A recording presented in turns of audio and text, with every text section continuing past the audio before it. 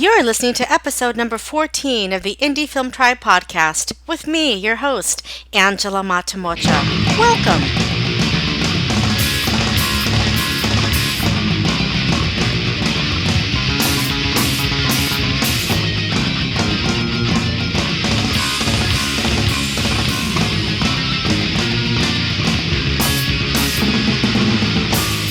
Hello, good people. Thank you so much for joining me today. This is Angela Matamocha of Indie Film Tribe. And as I've talked about in the last few episodes, we've been gearing our attention and focus on this podcast more on publicity, more on the actual strategies of getting our socially conscious projects out into the world. And today, I'm super excited to have this awesome lady on the line with us to help us with exactly that. She is the founder and lead publicist at Spotlight PR Company. Ladies and gentlemen, Tammy Lynn. Hello. How are you? I am well. Thank you so much for being with me here today, Tammy. I'm so excited to just kind of dive in and learn about this aspect of PR that I just know so many filmmakers will get so much value from. Before we jump in, though, I am just curious, what is it that you love about being a publicist? You know, it's funny. I love just that. There are two things that I love. I actually love educating people on how they can put PR and publicity to work to help further their career or move their project forward and all of that. Nothing gives me more pleasure than landing somebody their first interview, like if they've never done an interview before, because they get so excited and I get excited for them. So that is totally fun. And I guess that is actually it, as it relates to, I enjoy sharing with the world, or helping to share with the world, projects that otherwise might not get seen. So that's fun. It's always interesting. And this business changes too. So I'm always learning as well. I bet. When people first come to you, do you have a lot of filmmakers that have never used a publicist before? Oh, yeah. It's funny. I have a lot. In fact, that's the majority of the people that I work with. Okay. Most have never ventured into any sort of PR, the publicity side of it. Most of them have never done an interview before. So it's a lot of hand-holding, and I don't mind. I believe there is no question is a stupid question, and I never fault anybody for not knowing something. I only hold it against you later after I've told you and you're still not doing it. Okay, so before we kind of jump in with some real actionable sort of tactics, so people don't worry about not getting all of this or having to rewind, Tammy will be providing a cheat sheet. Is that right? Yes, you're going to find it at spotlightprcompany.com/Indie Film Tribe. I know it's a long one, but right there you're going to be able to go there and download a cheat sheet of all the stuff that we're going over today. I don't want to have anybody, having to worry about, what did I just miss? What did I miss? Don't worry. It'll be in the cheat sheet. Just sit back and listen, and then try and absorb and understand as much as we're going to go through, because we're going to go through a lot today. Awesome. Thank you so much for that. That's going to be great. Okay, let's jump right in. First kind of question, especially for filmmakers that have never used PR, could you sort of paint just sort of the big picture of it? Like, okay, what is this whole thing about? Like, why do we need it? Like, what is it exactly? Well, here's the thing. I love working with artists because you're exactly that, right? You're telling stories, you're sharing different ideas with the world. The problem is that most of the time you're so focused on the art that you forget the business side of show business, because you're spinning so many plates already, right? And I really feel like PR is the business and the publicity side and all the promotional side.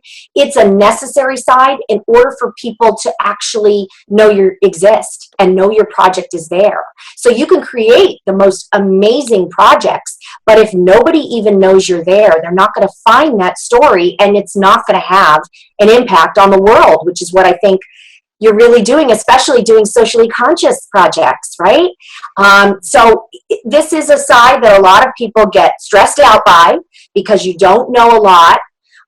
You may not, and again, I don't fault you for what you don't know, and that's why we're doing things like this, because I want you to start to understand that you need to start thinking about PR from the beginning. Start thinking about it as you're crafting, what's my next project? I have planting that kernel in your mind of, oh, I think I want to do a story about this, or you see something and you get an idea.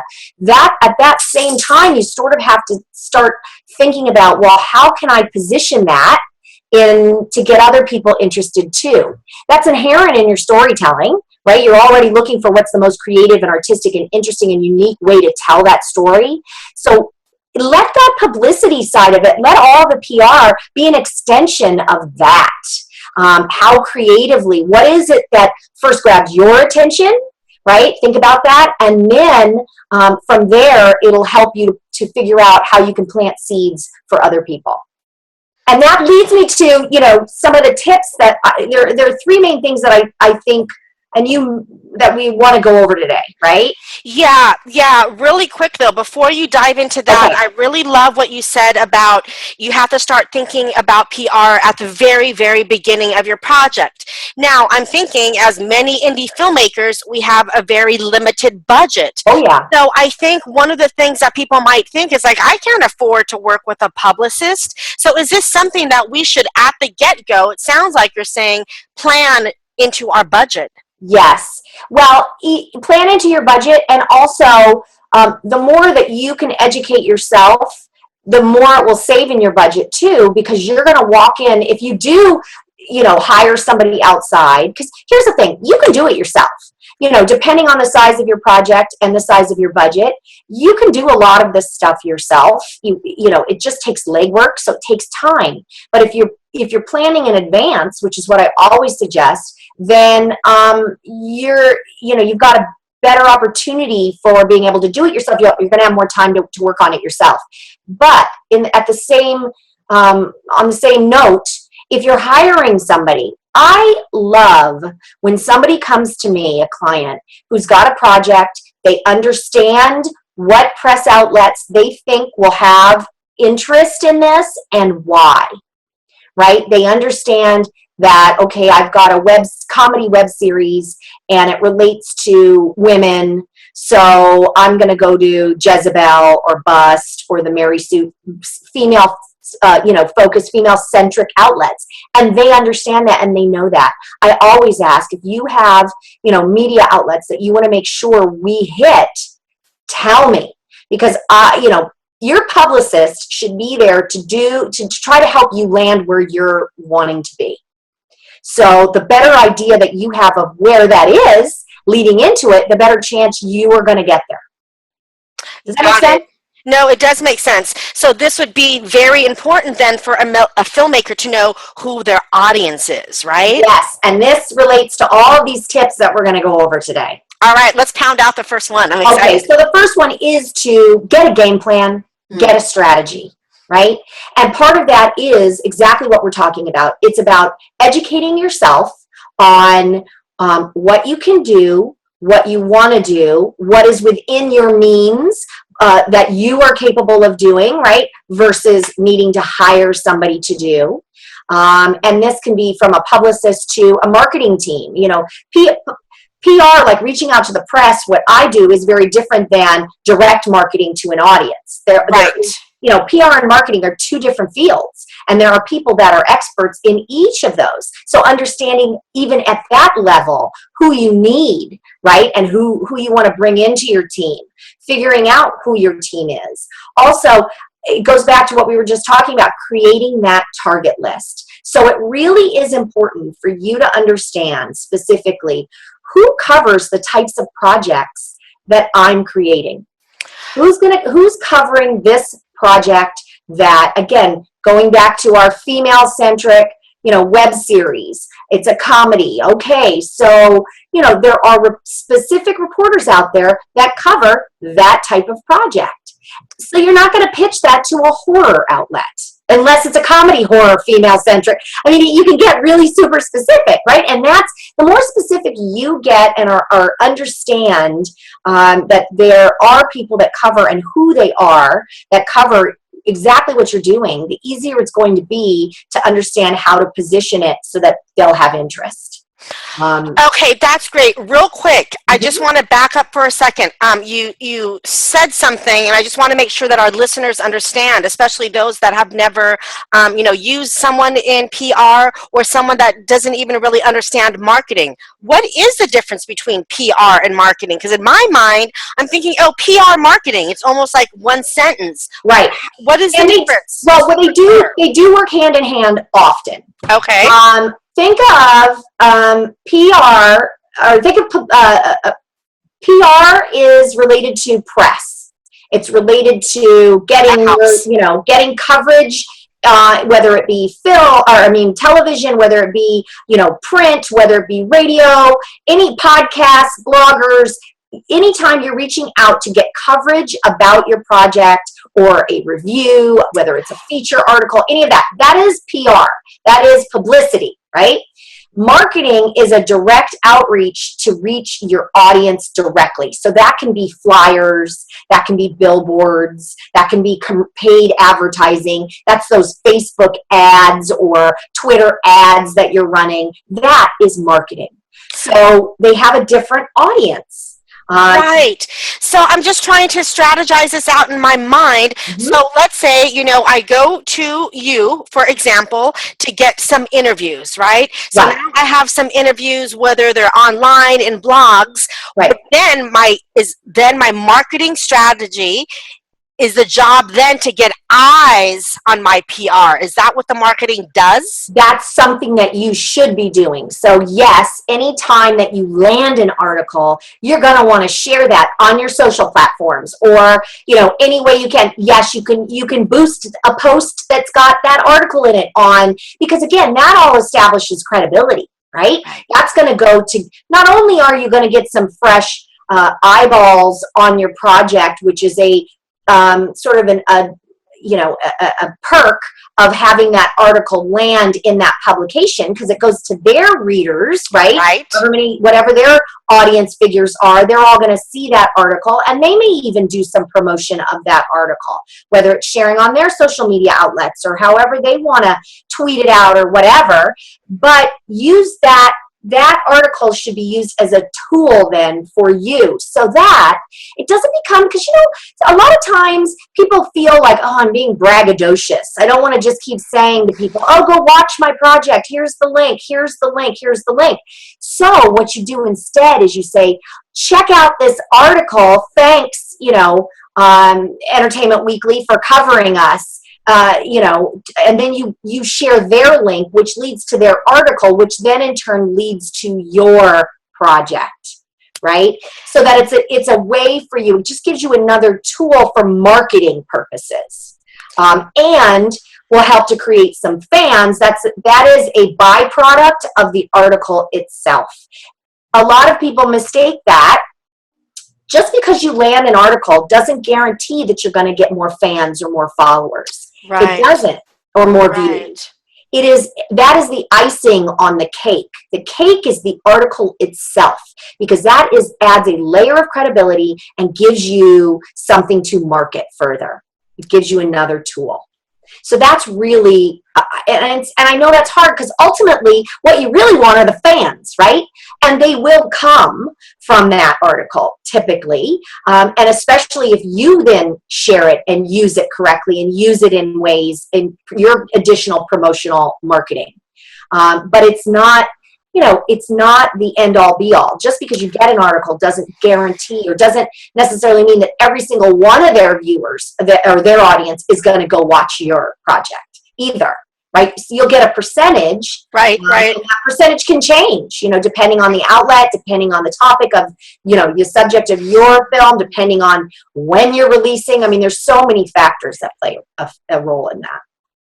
Okay, I know we veered off a bit and That's okay. talking about tip number one, but that just popped in my mind when you said marketing and Yeah. PR are different. Yeah. Because I'm again, glad you brought that up. I really am, because there is a distinction and there is a difference. And most people, yes, lump them together because yeah, those two worlds do work hand in hand with one another. I don't, like me personally, Spotlight PR company, we only handle the publicity the side. We publicity. don't handle the marketing side. That's like a whole nother, firm that would handle that end of it for you.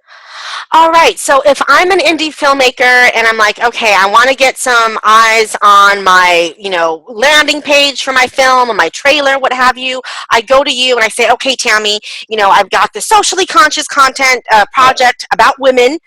Um, I want to get people excited about. What is the first thing that you would do? You already mentioned that I should probably have an idea of what outlets I want to get. So yeah, and have an idea, know who your audience is. We brought that up already.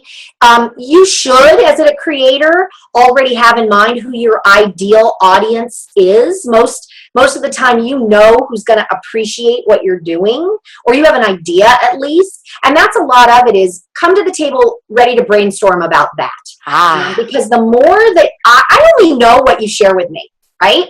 And that can be a link to actually watch. Like when I always like watching what I'm working on, even if it's just a rough cut, or it's a trailer, some sort of pre-release little clip or scene or something, because it just helps me immediately to understand tone and understand, what we're going for. So the more things like that you have up front, the better. But you need to understand and be able to share with me why a reporter and their audience will care about what you're doing. It is really important. And again, you can start thinking about that from the very beginning. Why are they going to care? And if it goes back to, socially conscious, female driven, because maybe it relates to, I don't know, dating, so anybody who wants to talk about relationships, sex, women's issues, any of these, that's going to feed into then where we might go with a press release. A press release is usually the first touch that we reach out to somebody with when you're working with me. And I'll know then, how to craft that, create that angle. It's used, all of that information I get from you. So really, that's the first step that I do with anybody, is gathering all of that information. So even if you're doing this for yourself, these are the things that you need to think about, is who's going to care? Why are they going to care? Where are my angles? Where are all those hidden angles? And then that leads us to my second big sort of tip for you guys, is create that timeline for yourself. Create it. So literally sit down with your calendar and say, okay, if I'm going to launch on, October 1st, I need to then take a look at how many weeks or months in advance am I going to start planting seeds for press, planting marketing seeds, just doing all of these other things, so that you create that lovely timeline. And that's the first step too. That's the second step. Once I gather information from everybody, is I literally sit them down and we figure out, okay, well, when are we getting started? Right. When are we going to start to reach out to the press? And this relates to something that I share that relates to your timeline, is to evaluate, because if you have control over it, I want you to evaluate when you're launching or when you're premiering your project. Now, I know with a festival, it's dependent upon that. But if you're putting something out there that you have total control over when to launch it, think about all of the different things that factor in. Think about all these outside forces, right? So I always tell people, if you're doing a web series, please don't launch it at the beginning of the fall, because you're going to be competing with all those new television shows that the network is doing. If you're doing a film, please don't launch it in late November, early December, because you're going to be competing with all of the Oscar and Golden, all those awards season contenders, because that's when they start to launch. So you have to think in terms of what's the whole landscape, because you don't want to compete with larger, more established entities. That's a really good harder, point. right? It's going to be harder for you to capitalize because all those reporters and all of the audience are going to be so engulfed in all of that. So think about it. That's a wonderful tip, and that is something that I did not think about, but that is a wonderful, wonderful tip. Tammy, let me ask you this. Timeline, and obviously this is crucial. So let's say I have an independent film. There's so many different things that I hear out in the world.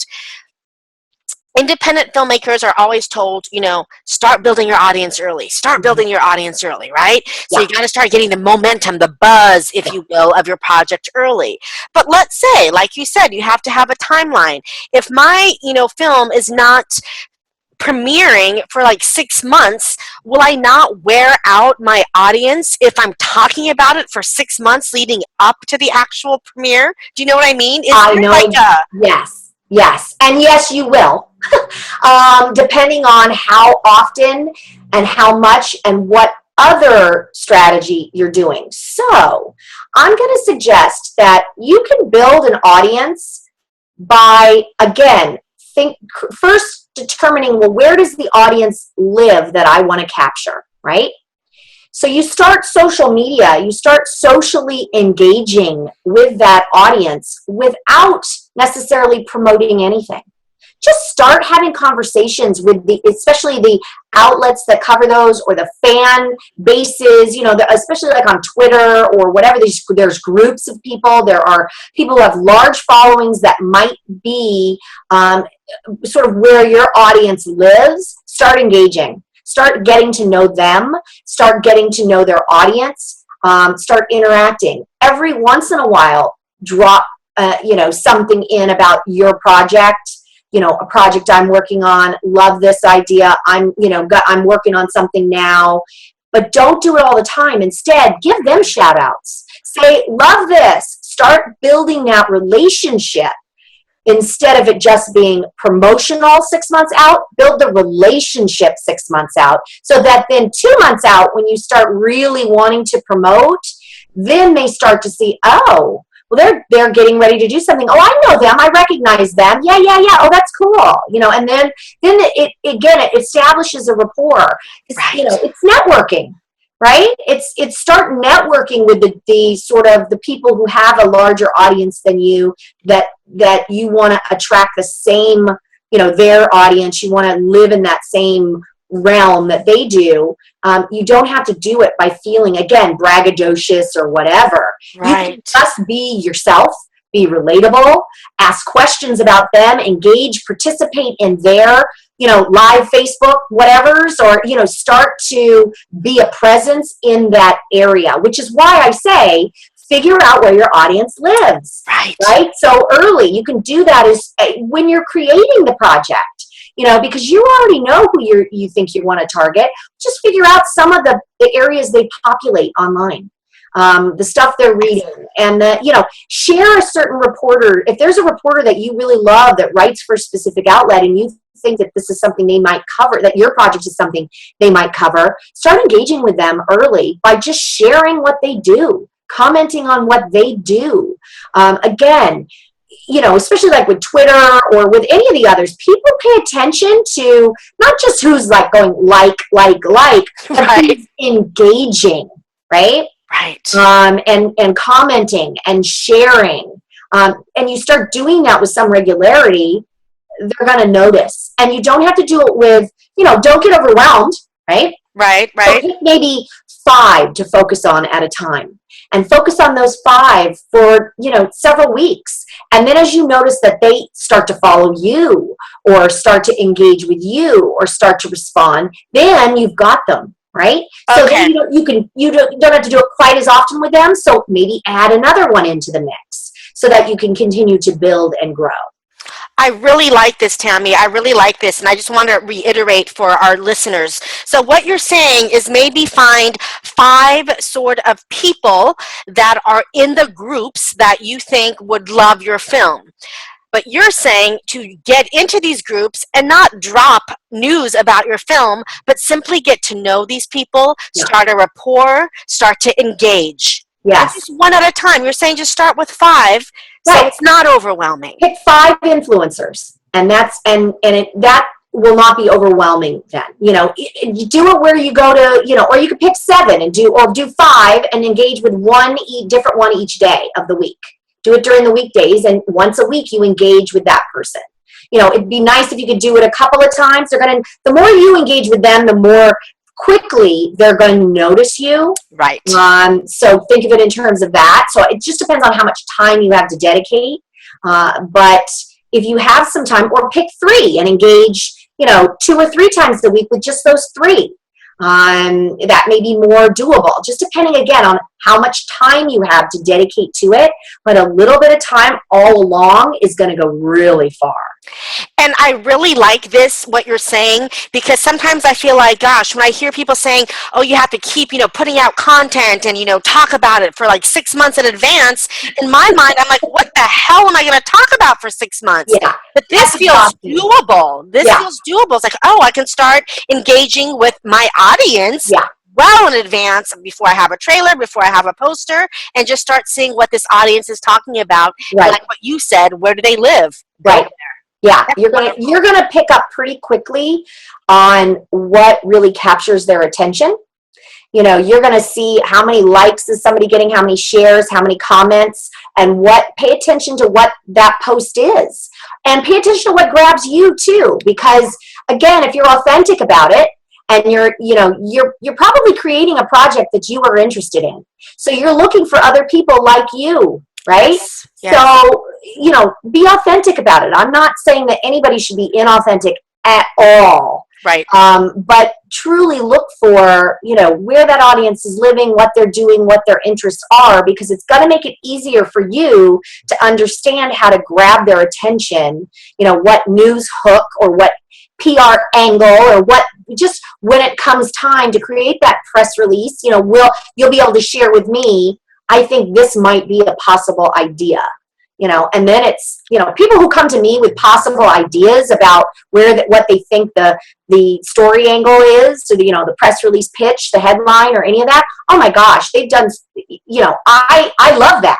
It makes my job not necessarily easier, but it makes I do my job faster, and I work harder for those people because I'm able to get more work done, because they've done some of the legwork already for me. So it's not like, you know, pulling teeth from them to get little bits of information about their project and who they think their audience is. If you come to the table knowing that stuff, it saves so much time for us just in figuring out where we should go. So that then I can spend my time just going there, just reaching out.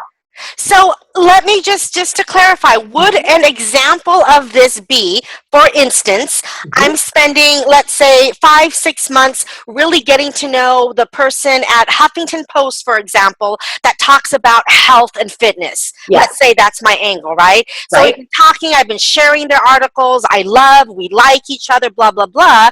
So then when I come to you, I say, Tammy, I really want to get, you know, the Huffington Post eyes on this, and I have sort of a rapport with this editor. Yes. Is this where you would then say, okay, let me reach out to this person? Yes, exactly. And I can reach out to them and say, hey, you know, Angela has been following you and that would be the kind of thing where you would even tell me, listen, I've been following them, that we have a rapport, here's how that sort of played out. And then when I reach out to them, I can say, I know you and Angela, she's been a follower of yours for a long time, a fan of yours.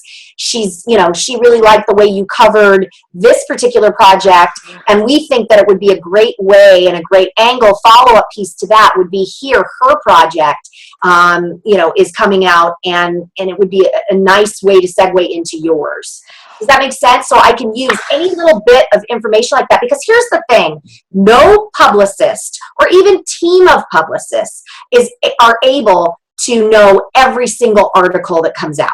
Okay, so any information that you uncover, that you share with us, I get clients all the time that send me links to articles that are, you know, related to their project, or that have a similar feel, or that's a reporter that they've been following. I get that all the time because then it just educates me on, okay, they're a fan, they read this, they know you like this type of stuff. We think you'll like their project too, and here's why. And then I can explain that. Does that make sense? It makes total sense. And this is so great because already my mind is like turning and I'm thinking, okay, if there's like, for example, a podcast that like, talks about the subject of my film, is there a radio show? If there's whatever. So that in my mind, I'm thinking, okay, maybe I can start following one specific podcaster that I think the audience will love my project. I can start following one, newspaper, if you will, Huffington Post, whatever it is. I can start following a magazine or an online blog. I'm just breaking this down to the 5 points that you were talking about. And then I can follow an influencer that I think will benefit from my project as well. Exactly. I love this. It's just, again, you really understanding, and all of this is stuff that you can do not, in advance, and you come to the table. And then if you decide later you don't want to actually do the outreach and you want to bring somebody in because you're spinning 500 plates already, that's fine. But you walk in with all of this information. This is the legwork part that is going to, I'm not kidding. When people come in and they know specifically where they want to go, how they want to go, how to sell it, and why they think a certain reporter is going to have interest or whatever, it helps. It helps us to get answers quickly. Now, does it always result in an article? Not always, but you have such a better chance of getting, something published if you've done some of this legwork. You really do, because I don't have to then do the legwork for you, so I can spend my time going after those people already. Let me ask you this. Does it make a difference in the mind of the person that you're going after? Is there a difference, let's say me saying, hey, I've been following you for a while, blah, blah, blah, I really would love to be on your publication, versus a publicist coming to that person? Is there a difference? I don't know if there is. I think that a good story is a good story. Right? So if you don't have the budget to hire somebody, don't let that deter you from reaching out. Email is usually the safest and most accepted way to reach out to anybody, but often they don't publish it. So if all you've got is their Twitter, well, tweet your project to them. You never know. Wow. Don't let that stop you if you can't afford to work with somebody, because and there are, Spotlight is a specific, niche sort of company. We focus on a la carte, we focus on budget. There are others that are more across the board. For the same reason, we don't cover parties and carpets and do all and big events like that. We focus on just getting coverage behind the scenes, getting these articles and things, because it is such a vast business. There are so many different ways that but you may decide, no, I really think that the photo opportunities on the red carpet are where I want to spend my money in getting in somebody to help me with that, and I'll try and land some of these articles myself. Well, you can certainly, there's somebody out there for all of it. Or you want to hire a marketing person to go after, specifically going after, directly to reach your fans, as opposed to through press avenues, and using the press that way. However, I think that don't let any of that deter you. I think you can do all of this yourself if that's what you need to do. Just do it. That's my biggest, my number one tip for everybody is just do it. Do something. Don't let an opportunity pass you by, because you guys work so hard on this, right? On your projects, you work so much time and energy, and of yourself go into all these projects. Don't miss an opportunity to share it with the world. And honestly, Tammy, that's one of the reasons it was so important for me to have you on today, because the great thing about the independent film world is that making a film is so much easier than it was, let's say, 10 years ago, right? Oh, yeah, So yeah, people can pick up a camera, people can make the film, people right, can make a great quality film with great acting and everything. But then, because of this, there's so many independent films. The market is flooded. yeah, So then the question becomes, well, then how do I let people know about my film? Because I'm right, competing with all these other indie filmmakers, right? right, I mean, right. yes and no, but this is the thing. I think PR is something that we're really, I don't know, maybe not used to thinking about. So this is just fantastic. Thank you so much for these tips. This is great. Oh, Great. absolutely, absolutely. The last thing I do want to go over really quick is Yeah, absolutely. have your deliverables, that's your assets, have them ready. And what I mean by those are Yes. all those things that a reporter would need, or a film festival would need, or anybody else would need to help promote your project. And that is, you got to have a bio. I know Okay. everybody hates theirs, but have one that you love. Images, that's your key art, that's your main poster, right? And Okay. have that in a horizontal as well as a vertical, with Uh-huh. some behind the scenes images, and maybe even some screen grabs or stuff, but just promotional art in general, promotional images in general. You want to have them both high res and web friendly, because if it's printing, they're going to want high res. Most things these days are published online, so they really only need a web friendly, but you never know, especially your main key art, your main poster. I would have that being able to be printed. Clips, any teaser, a trailer, any clips. You can also, and this is for anybody who's got something that they can post online with a password, because you're going to want, probably, a press likes pre-screeners. They want to be able to watch it. A lot of them want to, if they're going to do an interview, trust me, you want them to watch it, because then they're going to ask you more educated, better questions, right? So have it in such a way where it's available online with a password, and we only give that out, as needed. And that way, and we tell them it's not for publishing, and I've never had anybody violate that. So I wouldn't worry too much about that. Yeah, I was actually going to ask about that. Yeah, I've never had anybody violate it. And as long as you make it really clear, this is a pre-screening link for your eyes only. Here's the link, here's the password. Then you can also offer up, I can supply you with a publishable trailer, or some other, if you want to offer up some other exclusive clip that nobody else has, or something of that nature. You can always provide them to them if they need that as well, if it's an online thing and they're going to publish that. Now, it sounds like what you're saying, all these, clips and photographs, is this a press kit? Well, don't have it just in a press kit format. Have it as individual items, and then you can put it all into one EPK if you want. If you need an EPK, that's an electronic press kit. You can. Some people don't want to spend the time or the money to put one of those together. So, you don't always have to have every single one of these all of the time.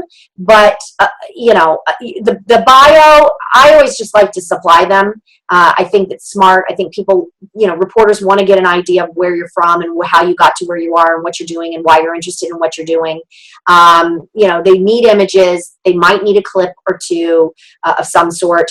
Have a website, some sort of place that you're steering all of the attention to, as well as your social platforms, so that fans can follow you. An EPK might also have your director's notes in it, right? A message from the director, kind of thing. Uh-huh. Involved in that. So, an EPK can be more extensive if you've already gotten some reviews, or have, some things like that. That could also be included in the EPK.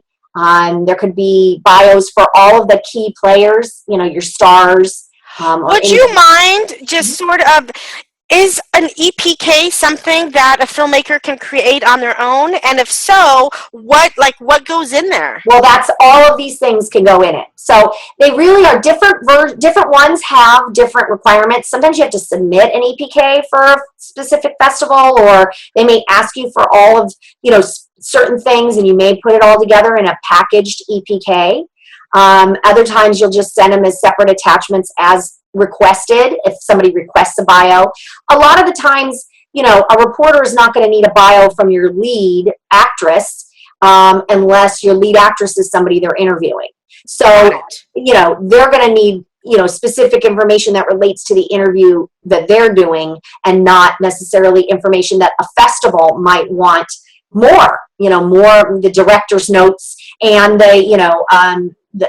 or you could also call it a message from the director. They're basically the same thing. And that just can be either notes that you have about why you did this project, or how this project came about, anything like that. Sometimes just helps to create a bigger story, a nicer story that you're telling when submitting to a festival. Some festivals don't let you submit anything, right? They just go on and we want the basics and that's it. But others, sometimes if you're selected, then they need a lot of this information. They need these deliverables.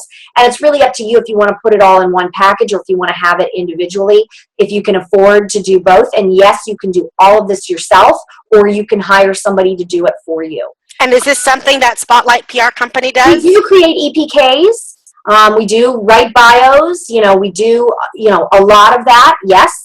And it just depends on, what your needs are. We don't create the notes for you, because that really is you who needs to do that. So, but we do, handcraft it all together and put it in an electronic kit. Yes. Okay, so what you're saying is have these deliverables ready, because once you start reaching out to people, people are going to request stuff, right? So you gotta boom. And that's the biggest, and that's the most frustrating thing for a reporter is when they're asking for something and it takes us 3 days to get it to them. Oh God. You don't want to do that. You want to have these things ready to go because they have deadlines. They move so quickly. You want to strike while the iron is hot. You've got their attention. Don't let it go. Move as quickly as you can on things. Let me ask you this, because I would wonder if I'm an independent film, maker, and I've got my films, I'm submitting it to film festivals, and I'm just waiting to get accepted. Is that when I go to you? The second I get into a film festival, I call Spotlight PR? Or do I wait in advance? Where do I well, it's the same as creating you. So if you've created that strategy and you're creating a timeline, sometimes I get calls from people who have just finished shooting principal photography. And they're like, okay, so what do I do now? Let's work together to craft a strategy. Let's craft then a timeline so that we know when, so that you can figure out when do I need all of those different deliverables? When do I need those images? When do I need all that stuff available to you? When will a press release? When should I go out? When should we start pitching? Again, different media outlets require different lead time, right? A glossy magazine requires 5 months in advance.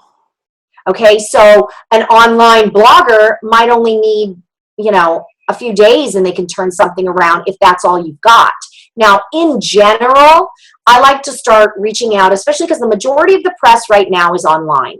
Okay, that's where we all go now, right? Hardly anybody gets anything printed anymore, except the occasional monthly magazine maybe. But they can turn things around faster, but they do also have to create a calendar for themselves. Right. So if your project is coming out October 1st, we'll just go back to that date. If it's coming out October 1st, I want to be reaching out to them if we've got the time, like 4 weeks in advance. Right. Or more sometimes, depending on how you're releasing and depending on the outlet. Because they create an editorial calendar for themselves. They want to know what they're working on so that they can schedule in their time. Oh, I have to watch that feature film. When am I going to do that? Okay, I need to do that by this date because my article is due this date, because it's going to go to publish this date. So everything gets backed up. So ideally, I like to start working with people. I like them to reach out to me 6 to 8 weeks before so that we can really craft the strategy. And then I can tell them, okay, I've got everything I need at this point. Come back to me in 3 weeks and we'll actually get started. So I always counsel people on come back to me when you've got an air date. If you're, on a TV show or if you're waiting to hear from that festival. Okay, we can get everything together. You can even have a press release written and ready to go. You're just going to drop in the festival name, location, and date. You can have everything else ready to go. So is part of this timeline that you create with your clients then, is it just getting these deliverables ready? Like, okay, let's make sure we got this, we've got this, we've got this, and we have our target list. Exactly. It's like, here's all the things I'm going to need. Now, if you're going to create them for me and give them to me, here's the deadlines for all that stuff. If we're working together to create them, then we're going to need a little more time, before we start pitching, reaching out to the media. We're going to need a little time before that to get those deliverables ready. So to get that bio written, to get that EPK together, you need to create that artwork.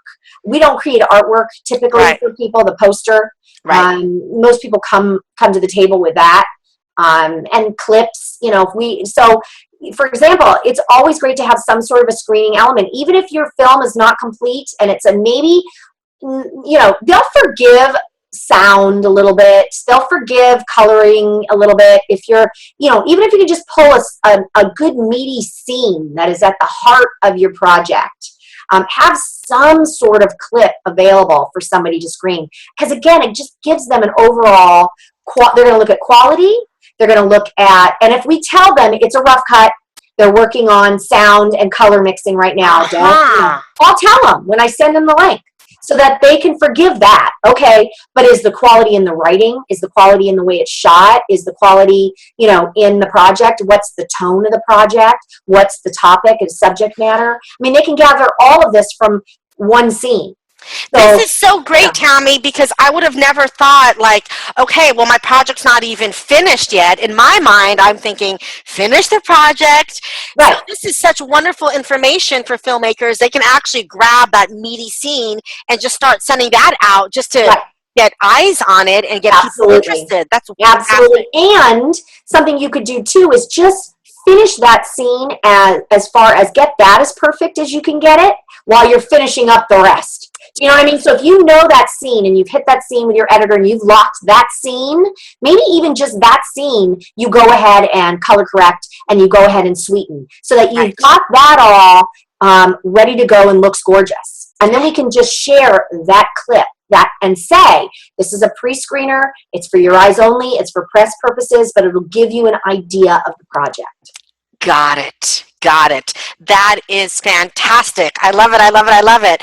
Wow. Gosh, Tammy, you are just such a wealth of information. This is so amazing because I'm telling you, and I'm sure the listeners are feeling the same thing. My mind is like, it's spinning all the ideas, and it feels very creative as well. Good. That's the goal. Again, like I said at the top, I enjoy helping people understand how you can use PR to move your projects forward, move your career forward, share your art with the world. Like that truly is, it gives me such pleasure to do that. And this really makes me start to think too, as a writer and screenwriters that are listening, I heard you say a couple of times that you have to sort of have an angle or a hook. So this makes me think gosh, even when I'm writing my tagline on my poster, even when I'm thinking about my log line for my project, it's got to sound sort of PR friendly, if you will. Is that right? Yes, and sometimes you can use that tagline, can be part of the, if it's not in the actual press release maybe that you send out, it can be the verbal pitch if I pick up the phone and I call. I mean, that's what you want too, or that you can use as you're, putting out your marketing and or your tweets or whatever. I mean, all of that, think in terms of the tagline isn't just there for you. It shouldn't be an inside joke. I think that's the mistake that some people make, is that it's so personal that only you understand what you mean by it, and that's not smart, right? Right. That's so. It should be something that we all go, oh, I get it. That looks cool. That sounds great. It should intrigue us to want to then watch your project. Oh my gosh. Before we go, I just want to acknowledge you really quick, Tammy, for just making this subject so interesting and so fun. I feel like you really have a way of connecting to creatives that doesn't make it feel so PR, that sounds horrible. So thank you for that, because I don't think everyone is able to do that in such a seamless way. Well, thank you. It's been wonderful. Absolutely. That was nice. Thank you for the compliment. I appreciate that. I certainly try to make it more interesting and not so overwhelming. Yes. Now, let me ask you this. People that are listening, filmmakers that want to connect with you, and they've spent, like you said, a couple of weeks or months building relationships with some of these outlets that they want to get a hold of, or let's say they just need an EPK. What is the best way for them to work with you? What do they need to do? Go to my website, spotlightprcompany.com.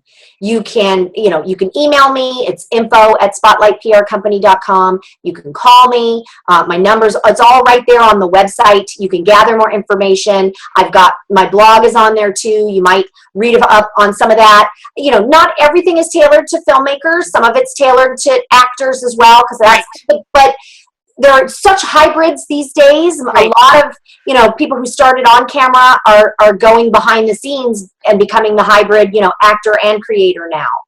So there's a lot of crossover, and that is with that. Those are the two sort of those are the two groups of people that I work mostly with as well. So most of my tips, even if you think that it might not be for you, it probably is. It's just I didn't write it for a filmmaker. But I am creating something I'm very excited about. Is I am launching a resource library, and that's going to be coming up this spring. So definitely get on my email list, and you can do that either by downloading my cheat sheet, and that was spotlightprcompany.com/Indie Film Tribe, or you can just sign up for and get my PR starter kit. That's all on the website. You'll be able to find a way, because I'm going to let you guys know when I'm launching that resource library, and that is going to have a ton of stuff for filmmakers as well as actors. Oh my gosh. I'm gearing that for both of you. So it's going to be great. Yeah. Oh my gosh, I'm so excited about this library. And this is going to be launching in the spring, March, April? I'm thinking April is probably when it's going to launch. Okay, so in the meantime, people can definitely go to Spotlight PR Company /Indie Film Tribe, or just go to spotlightprcompany.com. Right. And connect with me. And no question is a stupid question. Email me if you have, if you didn't understand something or need further information. We can always schedule a time for a quick chat, or I might be able to answer it via email. I try to get to everybody. So, if I don't, I apologize. Email me again. Don't hesitate. One last question. This has nothing to do with PR, but maybe it does, Tammy, before we leave. Okay. In this age, in this sort of digital age that we live in, and you being a publicist, do you, Tammy, feel that you were put on this planet at this particular time for a specific reason, or do you just think it's random? Just a fun question. Wow. I'd like to think I'm here for a reason right now. I think that my journey is still being uncovered. So I don't know if I know necessarily if that's true or not, if this is, but I like helping people, and I have a strong connection with the arts, and telling interesting stories that relate to everybody. The sort of universal, appeal of a strong story is what captures me. Nothing sets me off like a good laugh or a good cry, right? Yes. But it's like, if you can do either one of those, it's like you've got me. And I think it's a really amazing time right now for the world. It is more interconnected than it's ever been, and I think that it just is an interesting time. So I'm glad I'm living now. And I am so glad you're living now as well. And I am so glad that you took the time to join me today. Thank you so much, Tammy Lynn. Thank you so much for being here. And thank you, Indie Film Tribe, for hanging out with Tammy and I today. Until next time. Bye. Bye.